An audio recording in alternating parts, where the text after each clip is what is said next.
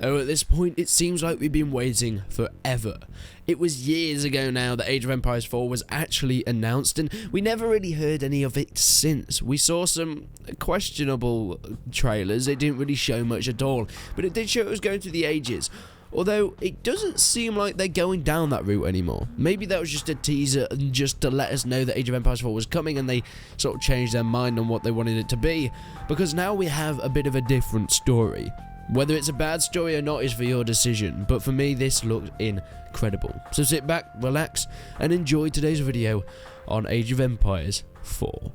Quickly before I get into the video, make sure you check the links out in the description to go into Aniba Games. You can get some great deals on pretty much any game. I mean, Kingdom Come Delivered's £17 and it's like 40 quid on Steam, so it's sort of a no-brainer. All the Total War games, pretty much any Steam games, but not even just Steam games. Any platform, Xbox, PS4, whatever. You can click the links in the description and support the channel. I mean, Mountain Blade, the full collection is like £3 and that's got everything in, so I mean, you might as well. Make sure you go and use code RESONANT to get a 3% discount. Links in the description, and if you register now, which you don't have to, but you can, you also get another euro off it. So that's something you can do if you have the time and want to support the channel.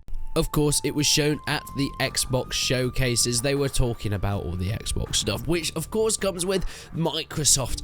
And when they bring the exciting stuff, you know it's going to include Age of Empires. Relic, who is creating the game, are back on the team from making some incredible games, such as Company of Heroes and Dawn of War. Veterans of the RTS genre, we know it's going to be good. But as there's a trailer shown, let's get straight into looking at what we can gather. Of course, the scenery is gorgeous. You can see rivers, bridges, hedges, trees, the famous wooden palisade walls that you get at the start of the game to stop the pesky AI from coming onto you too fast. But in all, the scenery just looks phenomenal. The amount of work that they've put into the detail, and Age of Empires has never been a graphically incredible game.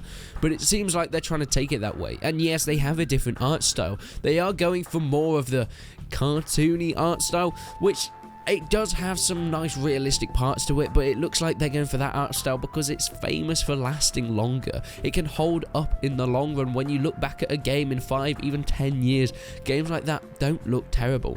I mean, look at a game like Sport. It has that art style and no one says that's a completely ugly game. It still holds up pretty well to this day. And it looks like they're going that way as well. Some people weren't too happy with that art style because Age of Empires has always been, you know, they tried to go the more realistic route in Age of Empires 3 and a lot of people really liked it. Whether it's aged great, it's debatable, but that is the more popular route to go, with more realism, because at the time it looks better.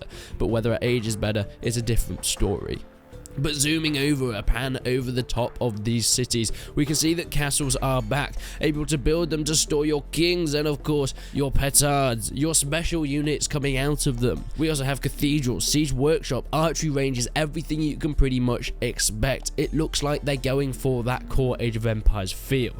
Now I will get onto a little bit later, but it does seem like they're taking some ideas from Cossacks. It does look a bit similar to Cossacks 3, which slightly worries me. This may just be due to the art style, but it does look, with some of the formations and how the troops move and things, it does look a little bit Cossacks, which there's a reason why Cossacks isn't as big as Age of Empires in the RTS market. Talking about scenery and detail though, the amount and effort that's put into the architecture of the buildings and its surrounding parts. It makes me wonder if you can place down buildings in this and extra bits of scenery are then built around it, like roads, walls, hedges. Or most likely this is just a campaign map, so all those assets and things were put in already. But will it be the same as Age of Empires 2, where you're just putting down each individual building, or will bits be built around it to make it look more aesthetically pleasing and make it have that more realistic feel to be a city or a castle area?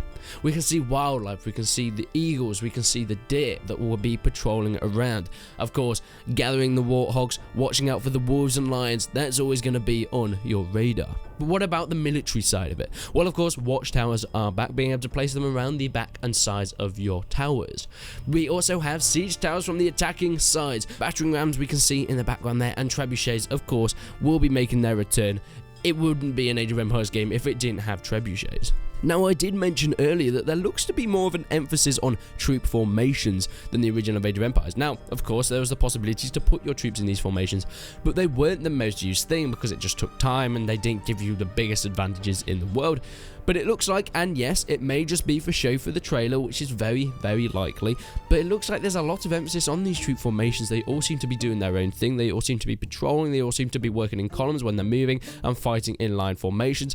Not quite sure why they have sallied forth outside the castle walls, doesn't quite seem like the best thing to do strategically, but hey ho, this is Age of Empires. When has there ever been a realistic strategic experience? It's just been a goddamn good fun one. Now, we do have some destructible terrain, and whilst there was destructible terrain in pretty much every Age of Empires, it looks gorgeous in this one. Funnily enough, the trebuchets hit the walls and the tower goes down, but as you can see there, the wall doesn't actually go down. Now, it will be silly for me to say that the walls aren't destructible, because in every Age of Empires they have been, but it looks like that these gate towers here that are from the front are a bit stronger, so you sort of have two levels to get through. You have to destroy the towers that are firing back at you itself, and then you have to destroy the walls, giving it a bit more of that defense. But that's everything that we've seen in the trailer. But what about interviews with the developers? What have we been told, and what can we hear about what we're going to be experiencing in Age of Empires 4? Well, as you can see, it's set in the medieval time period. Pretty much Age of Empires 2 time period. Now, they have said it's slightly larger in terms of scale than Age of Empires 2 and where they're really setting it, since medieval time is such a broad word and it can really encapsulate a lot. It starts a bit earlier than Age of Empires 2 and it ends at the edge of the Renaissance. They've chosen this time period because it adds that accessibility, bringing in so many different types of troops, adding the variation. You don't want to be stuck in, it's all well and great setting something in ancient times, but unfortunately a lot of the technology were very similar until the Romans started coming in and sort of changing it up. Because medieval is such a vague time setting, you're able to bring things very early on and very late on as you go up through the ages. And it does look like they're really taking Age of Empires 2 as their base game, and why wouldn't they? Because it's such a fantastic game. They have so many stories that they're able to tell in this time period. But the campaign hasn't been spoiled yet. They don't really want to give anything away, but just imagine the amount of campaign missions we can get going on it. Age of Empires for me has never been about the campaign. I've always been a multiplayer type of guy. I really love the multiplayer of that and working out people's strategies and learning from them. But I do really enjoy the campaign when I do nip in every now and then. And whilst I know so many people love the campaign of these games and the historical characters that you're able to play as and see, that's going to bring people back and maybe even bring people like me back into the campaign with these interesting storylines that we're going to be looking at. Famous ones, less famous ones, they're going to be telling a story from different characters' point of views. What are the civilizations? Well, we only know two of the civilizations so far because they were the ones shown in the trailer, which are the English, who were defending, and the Mongols, who were attacking. They both have two very different play styles. The English, of course, as you would expect, strong, stiff pike phalanxes, great archery, and very defensive formations. On the other hand, the Mongols are a very offensive force, having these horse archers, having these cavalry charging down. I'm not sure why they would put cavalry charging in a siege. I guess it's because the British were stupid enough to sally out, which is why the horses charged down and it doesn't matter. We can see these two very different factions and the amount of detail that's gone into creating each of them. They want to make sure each of the civilizations and factions are historically authentic.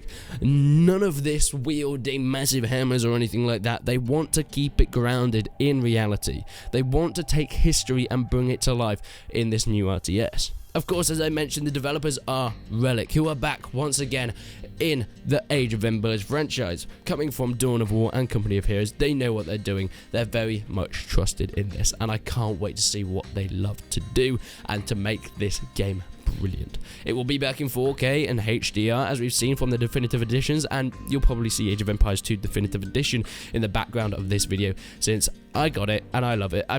Let's be honest, it's not that different to Age of Empires 2, except from the fact that they custom ruined the music. But other than that, it's pretty fun. It's Age of Empires 2, what can you expect?